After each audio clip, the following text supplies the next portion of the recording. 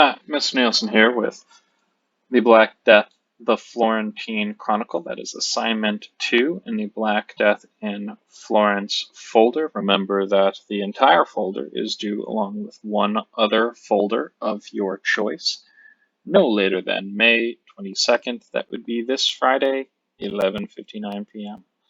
Again, message me on Schoology or email me if you are having any trouble or have any questions. But we begin going over the Black Death of the Florentine Chronicle. So our directions. Please read the passage below and answer the following questions. So very straightforward. Read, write. So begin reading. The Black Death was such a frightful thing that when it got into a house, as was said, no one remained. Frightened people abandoned the house and fled to another.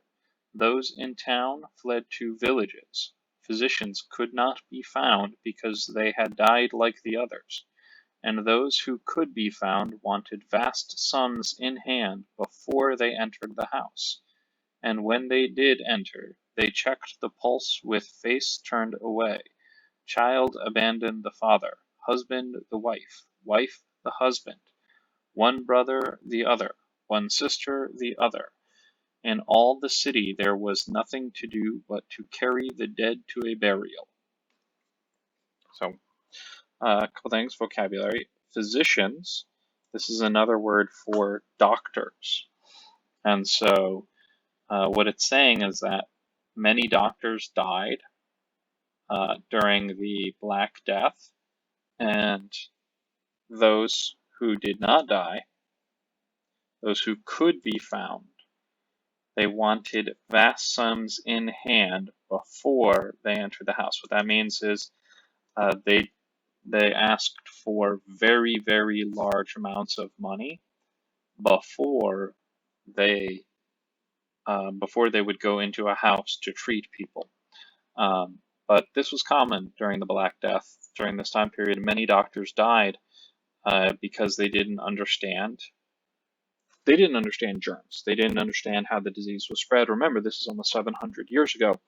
So they didn't understand things like bacteria. So they had no idea, why a person got sick from this disease, other than they knew it had something to do with being near a person who was sick. They didn't know what actually caused one person to, make another person sick with this disease. They just understood that it had something to do with people being near each other.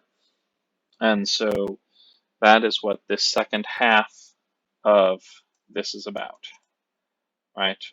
Child abandoned the father, husband the wife, wife the husband. What they're saying is that if one person got sick with the Black Death, with what is likely bubonic plague, all of the people around them, all of the people who loved them and would normally be by their side and care for them and spend time with them, all that, their family, their spouse, their children or their parents would flee, would run away because they were afraid of getting sick and dying themselves. Okay, and so now let's take a look at our source, because it's always important to know the source of information before we decide whether or not we trust the information that's being said. So our source is Marcione di Copo di Stefano Buoniaudi. Don't know how to say that last name, I'll be honest. I have no idea if that's correct or not. Pretty good about everything up to that. That I have no idea.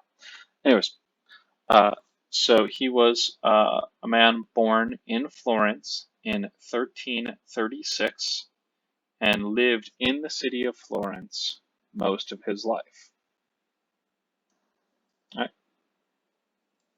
So if he was born in 1336 and the bubonic plague hit when he, in 1347 to 1350, if you do the math, he's 11 to 14 years old during this time period.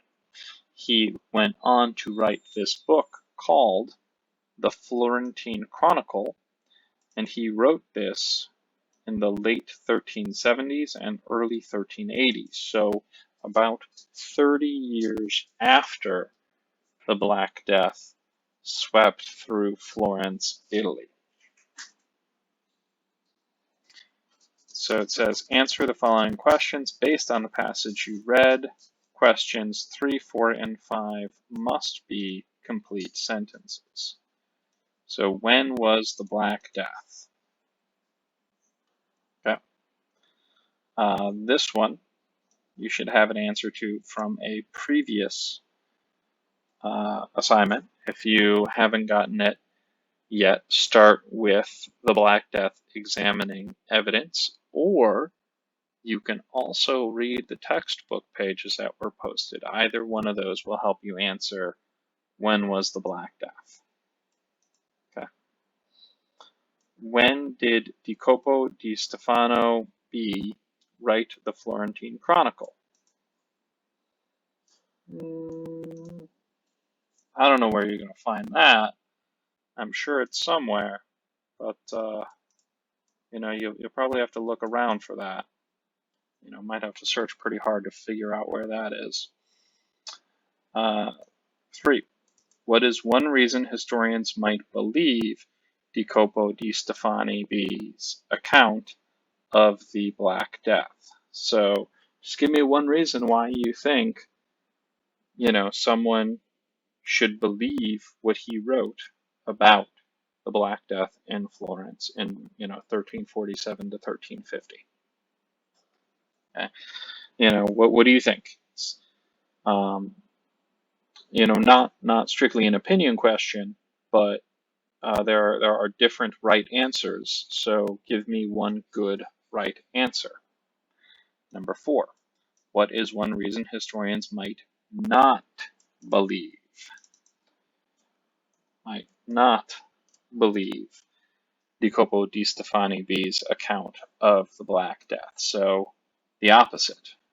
All right. Number 3. Why do we believe him? Number 4. Why, what's one reason why we don't believe him? Do you think you shouldn't believe him because he was only maybe 11 to 14 years old at the time? Do you not believe him because, he's writing, 30 years after it took place? Is there some other reason why you don't believe Jacopo di Stefano B and what he had to say about the Black Death in Florence? And then lastly, this is an opinion question. Do you believe Marchione Jacopo di Stefano B? Why or why not? So in this, remember 3, 4, 5 complete sentences. Tell me yes or no, do you believe him, and why or why not? And that's it for the Black Death, the Florentine Chronicle. Not too difficult, and I probably made this video longer than it needs to be. All right, have a good one. And remember, get this all done Friday, May 22nd, 11:59 p.m.